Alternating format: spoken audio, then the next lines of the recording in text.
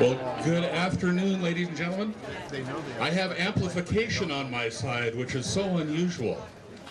As long as I don't have magnification, which could be a problem in my case. So that's lovely. My name's John Ing, and I have the pleasure and privilege of serving as the mayor of Missoula, Montana.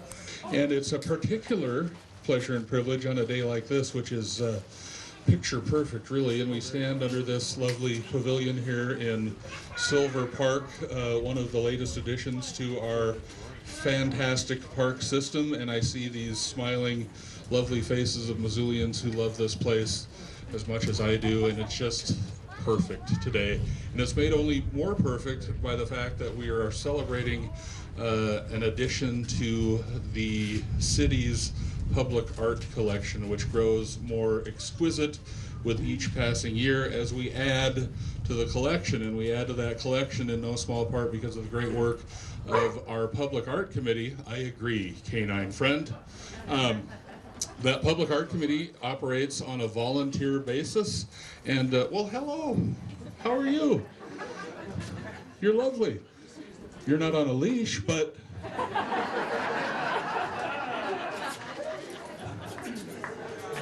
But who am I to enforce ordinances?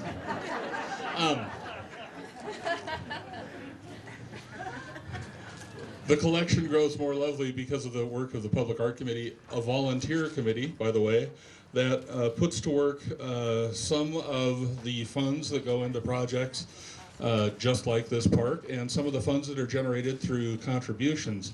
And that volunteer committee has been doing this work over and over and over for many years. So whether you're at the end of Higgins Avenue, where you see the lovely, what we refer to often as the X's crossings, or whether you're right here in Silver Park, where we will unveil yet a new piece of art, you can thank those folks and their predecessors and the visionaries who decided that we are better for working collectively to add to the visual landscape by investing in art. So, Public Art Committee deserves a round of applause, I think.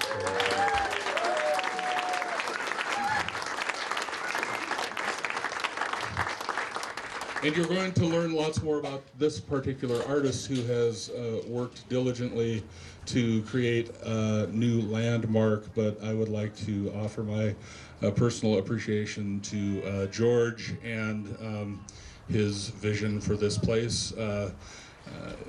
Creating a landmark is a gift, and we get to celebrate that gift, and many will for years and years to come. And that, again, is the beauty of art. It's not just for us, it's for those who come after us. So thank you, George, for what we're about to celebrate today.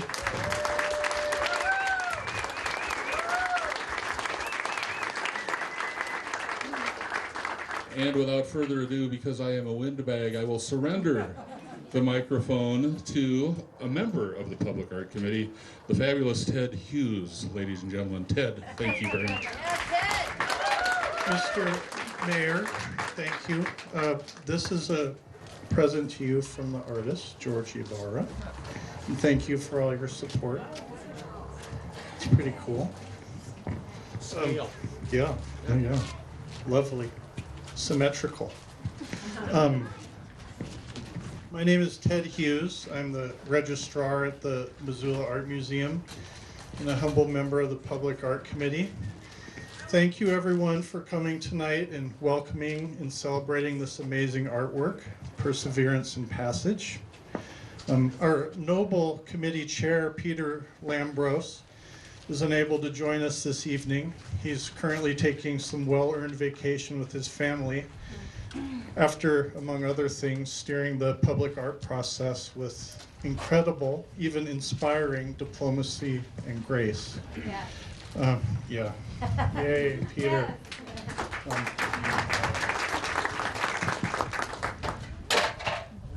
Whoa. But he asked that I extend his personal thanks to the Public Art Committee. The good folks at the Missoula Redevelopment Agency who have been instrumental in most of the public art projects in town over the years. The Morris and Helen Silver Foundation, whose commitment to the people of Missoula is without bounds, and to all the community members who volunteered their time to participate in the selection process. So thank you on behalf of the chair.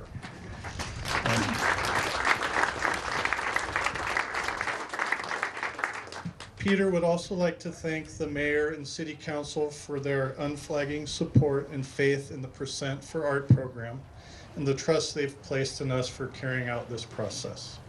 So thank you, local government.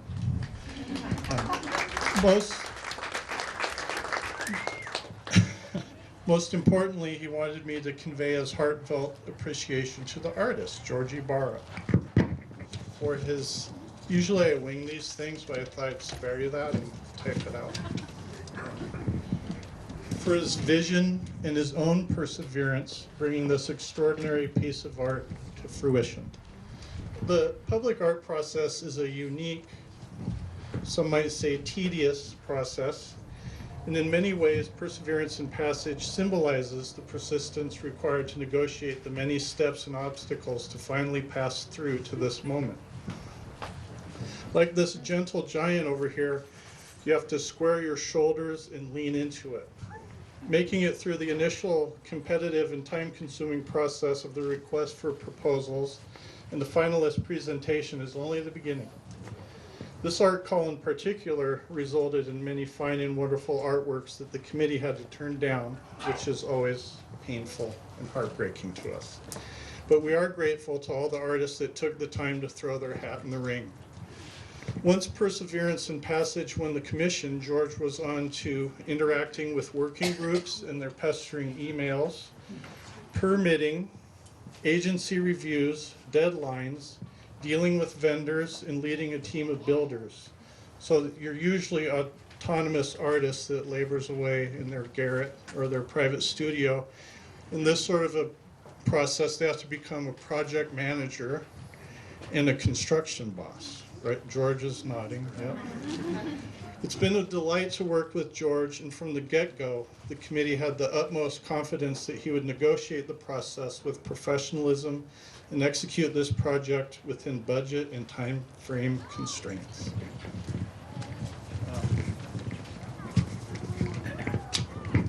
George's work was selected for its place-based substance, its compelling use of industrial materials, its engaging and enjoyable scale, and its formal strength.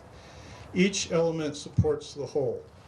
The subject matter, the texture and weight of the Corten steel, the sturdy rectangular forms, the movement suggested by his stride, the various angles to be experienced in the round, and the beautiful park and surrounding city and landscape. These elements all work together to create a unified and iconic artwork that honors the generations of labor that established Missoula as a vital working town of culture and quality of life. Perseverance and Passage honors the past, celebrates the present work and construction that you see taking place all over town, and its steady presence suggests a strong, optimistic future for the coming generations of Missoulians. Thanks again for coming tonight. And now I'd like to introduce to you Carrie Montgomery of the Morris and Helen Silver Foundation, a big supporter of this project. There you go. So I just want to welcome you to Silver Park, and I'm very proud of this park as a legacy to the Silver family. And I also just want to express how much work goes into this public process. I had no idea what the art committee goes through until I sat through these meetings. So I want to thank George especially. George, can you come up here? This is George Ybarra, I know. And his creativity and passion has really inspired me. Working with George has just been really, really fun. And I want to thank you, George. Appreciate that. And the art committee. Well, thank you, everyone. I want to thank the Mayor Engen and Ted Hughes and Carrie for the nice introduction. Welcome to Silver Park and the new Sawmill District for Missoula. I think that this is a great addition to our community, and in particular, this park is a real special place. We have Hal's Walk, which is real special for those who like to walk the river trail. The Core 10 footprints that kind of mark the trail along the river, I think complements the artwork itself because it's also in a stride and a path of moving forward. And I think that's really important for a community, is to keep thinking about moving forward. The Perseverance in Passage, the title of the sculpture, it's 28 feet tall. It's made from a Core 10 steel, but the sculpture, for the most part, commemorates the steadfast area of Missoula and the transitions that this area has gone through, and especially this mill site. It commemorates the endurance of the many travelers who have made their way along the Clark Fork River over time. But it also acknowledges the endurance of the industrial mill worker during the time of their labor that they spent here, coming here daily, working and sweating each day. And so this piece is about endurance and perseverance. The design conception started about 20 years ago.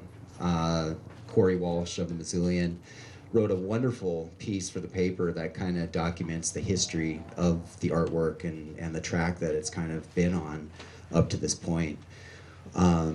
It was important for me to kind of tell the story about the original design conception because I felt like in a lot of ways a lot of art doesn't quite have as long of a history as far as being able to get constructed to this height of 28 feet. This is the largest piece of artwork I've ever created, and I'm just now hoping to keep making bigger and bigger pieces. I was in my welding shop the other day building a piece only 3 feet tall, and I kind of felt like, hold on a second. I kept wanting to look up, you know, and I was looking down. But for the most part, we're on a path to, you know, making things be special, not only in our careers, but for people around us. And I always tell the artists, you know, we're all legends in our own studios. We just have to kind of take that step outward and just make yourself known. My vision for this piece, again, was to create something that was timeless, something that could, you know, hold up to not only the present but to the future, something that would be positive in its nature, and to you know, talk about the strength of humanity and how that works into our daily lives. It's fabricated from W30 by 90 Core 10 steel, which is a engineered steel. It's a special made steel. Came all the way from Carnegie, Pennsylvania. So trained here, arrived at Pacific Steel back in March. And so from that time we started cutting the steel until now. It's taken quite the path. For those of you who are wondering what a W30 by 90 Core 10 steel is, it's basically the upper frame structure of the legs and the upper torso. It's the W30 basically represents the width of the flange. It's basically a wide flange beam. And so it's 30 inches wide, each beam. and 90 basically just means the degree of the angle of the actual center, or what's called the web of the steel. It's a high-end steel. It's all engineered steel. Very expensive to ship out to Montana from Pennsylvania. It was created by Structural Dynamics in Carnegie, Pennsylvania, which is basically outside of Pittsburgh. And they specialize in high-end engineered steel that's shipped all over the world. It was important for me to use U.S. steel. I just love the idea of steel being forged and formed here in the United States. And so for me to be able to use Carnegie steel, which we all know has a long history to it. So it was real important. Core 10 is basically a weather-resistant steel. So the more the patina it gets, patina meaning the rust, the stronger the steel gets. So in time, it's going to keep changing color. So right now, we added a vinegar treatment to it, which was kind of funny earlier this week. And last week, we were spraying heavy amounts of vinegar, and so it really smelled like vinegar around us. We were wondering, if we should have salad for lunch, get some veggies. But the vinegar really reacted well on the Core 10, but it was all sandblasted to be able to have a smooth finish that it has. We added a couple gussets to the interior leg structure just to add strength to the legs and the upper torso, and so that will eventually rust up and will blend more with the rest of the piece.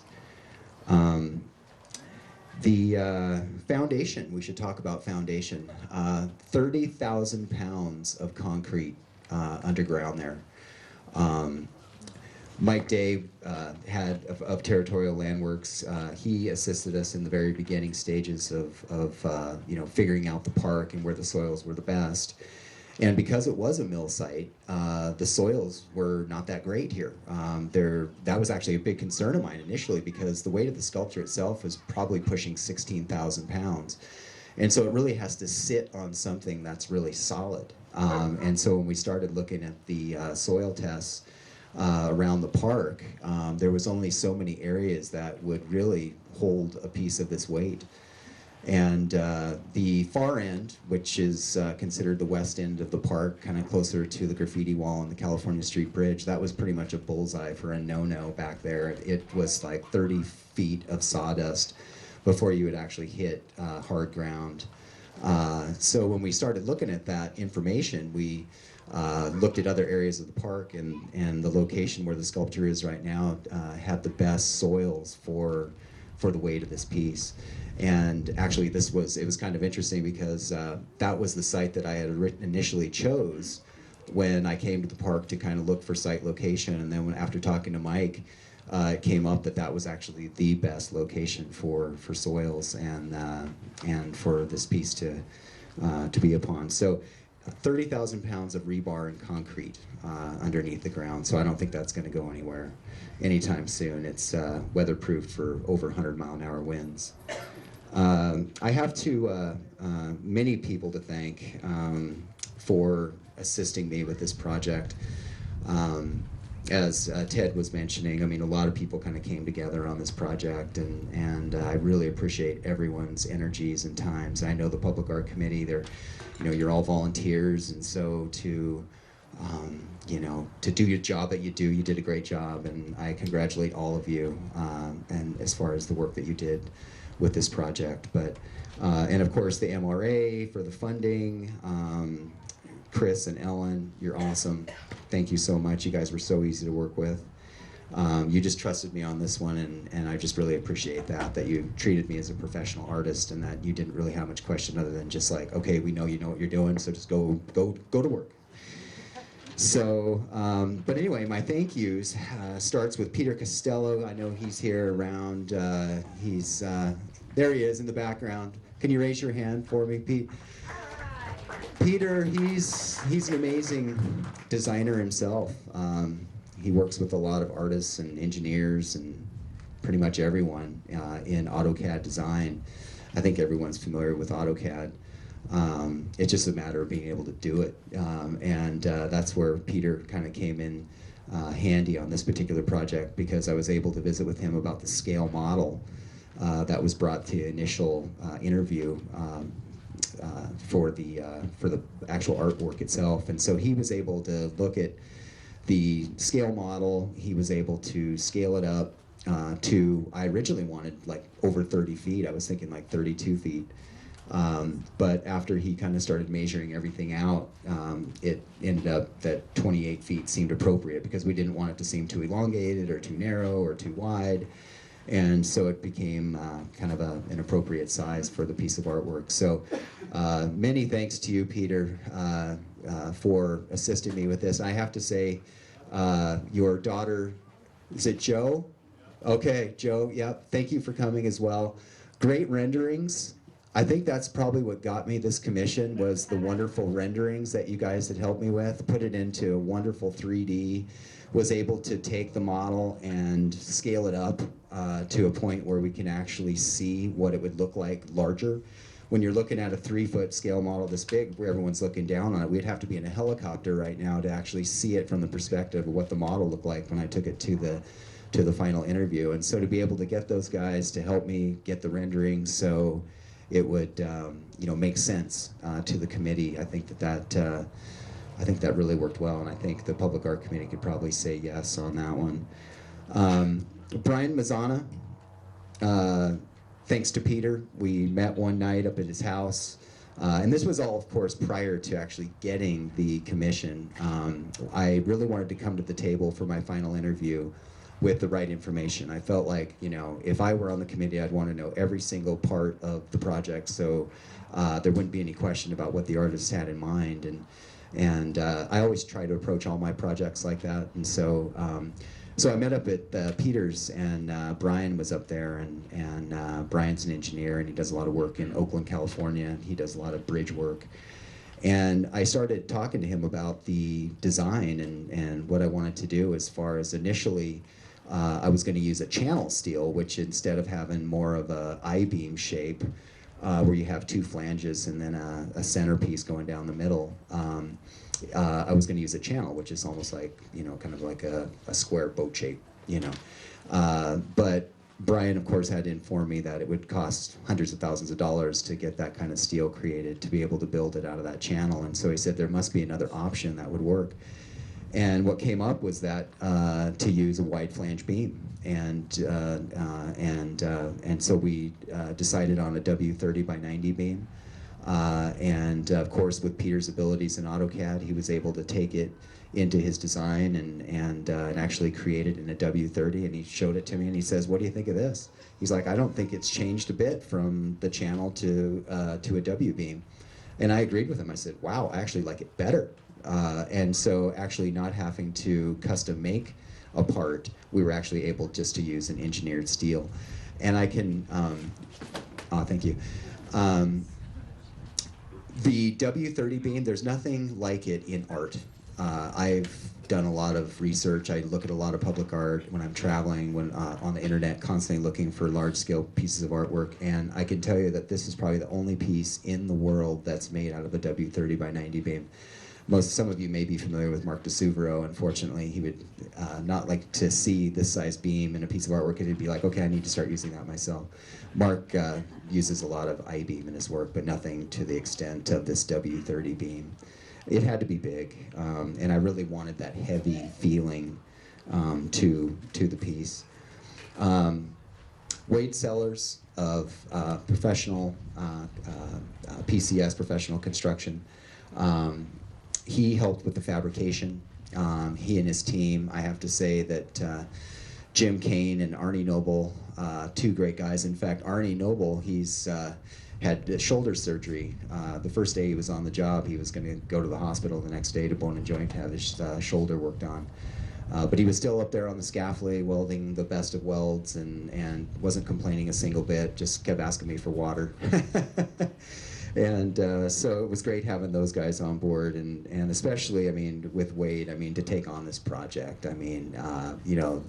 Their company has a lot of skills, and they were really easy to work with. All I had to do was explain what I wanted, and of course, with everything, it's lots of conversation just to get it right. But they nailed it. They really did. It just turned out just the way I was hoping it would. it would turn out. But again, my thanks to Jim Kane, young welder, but amazing in his work. I think I'll have him doing some other pieces for me as well. Let's see. I can't forget about Tom Bodette of Bodette Engineering. Donated all of his time to create the design work for the footings. Laid it all out on paper, looked at the actual models, looked at the CAD work that we had created. He went to work with his team and came up with a real solid design for the footings. It has a monolithic slab at the bottom, 6 feet, actually it's 5 by 9 feet. 2 of those, and then there's a column that the legs connect up to. So again, just lots and lots of weight. But then he also looked at the drawing itself and kind of approved a lot of the engineering on the actual artwork itself. And he said, you know, I have no changes on this. You planned it out right, which really made me feel good about that. Mike Day and Derek Vieira of Territorial Landworks, thank you for all your help with soils and survey work. We did survey it. We wanted it to face towards Patty Canyon and right at the base of Patty Canyon and Black Mountain there. And I think we got the right angle on that. Ezra Williams of CTA for assisting with site location and the positioning of the sculpture in a CAD form so the surveyor could understand the angles and where that was going. I want to thank Bill Karras at Karras Nursery and Landscape for donating all the soils for the backfill. And then, of course, his continued support of my artwork. He's been an amazing boss. I've seen a lot of you at Karras Nursery. I worked there as well. Yeah, great guy, great family. Corey Walsh, editor of the Mazzillion Entertainer, for following the path on this piece. Thank you for Corey's wonderful words to try to explain what this piece is all about and the history of it. I'd like to thank Joan Jonkel for taking wonderful care of my son Xander so I could work on my artwork. Consumed a lot of time, and Joan has been great with assisting with any kind of care that my son may need. So thanks, Joan, for that. I want to thank all of the Public Art Committee members. In particular, I want to thank Doug Olson and Todd Peterson, and of course Julie, for making all these beautiful presentations, storyboards, and the thank yous for everyone who's participated. You guys just really did a great job, and I really appreciate all of your hard work. And Todd, thank you for walking me through the permit process and explaining to me the different stages of permitting, which I was newly introduced to. And yeah, quite the permits were very interesting, but it's neat to be able to get through that process and understand it. And of course, everyone at Parks and Recreation, Bob Worthen and Rich, great guys with Parks and Rec, and then of course everyone at the Development Office for permitting. And again, I want to thank the MRA and the Morris Helen Silver Foundation for your contributions to the sculpture piece to make this happen here. I have a few dedications that I'd like to make. I dedicated, the first dedication for this piece of artwork goes out to my mother-in-law, the late Margot Jerem.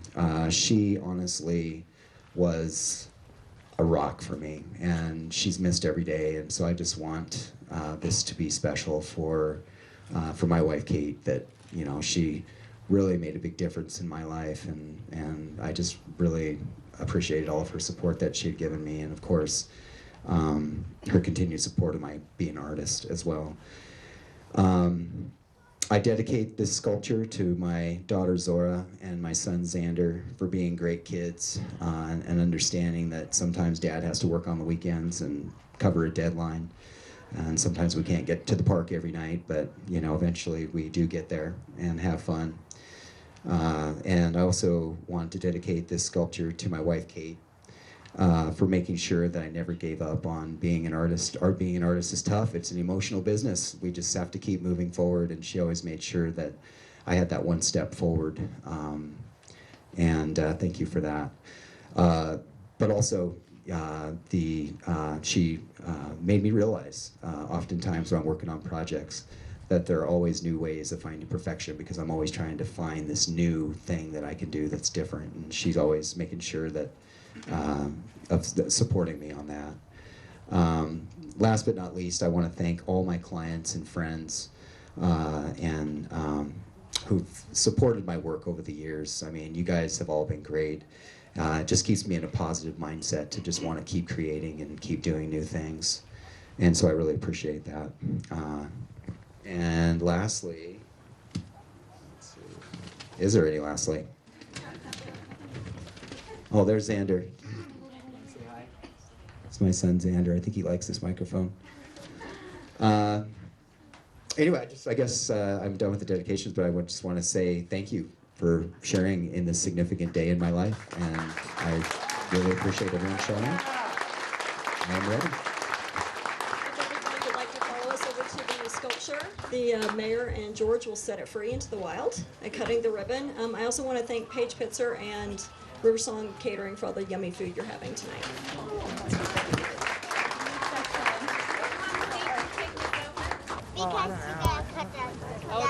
Yes, we got to cut the ribbon with these big scissors. Look at those, Xander. We can't run with these. Yeah, we can't run with those. Okay. Big scissors for a big piece of artwork. That's right. So Kate, you ought to come up too.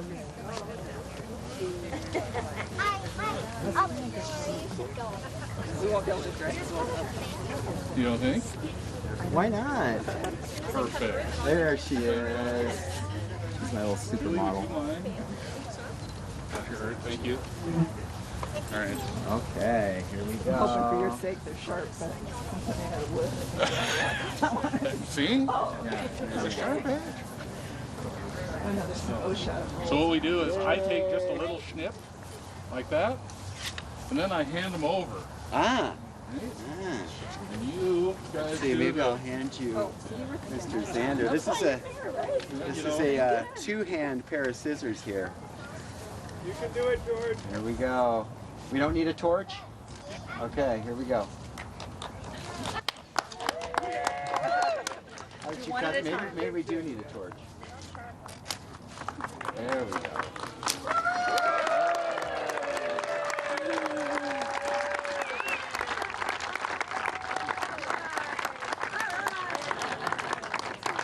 Thank you for coming.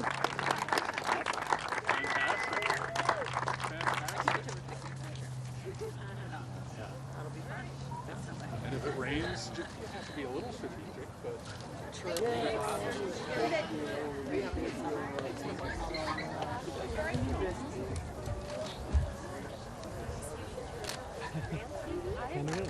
I heard about it. Really and the other one's due in about a month.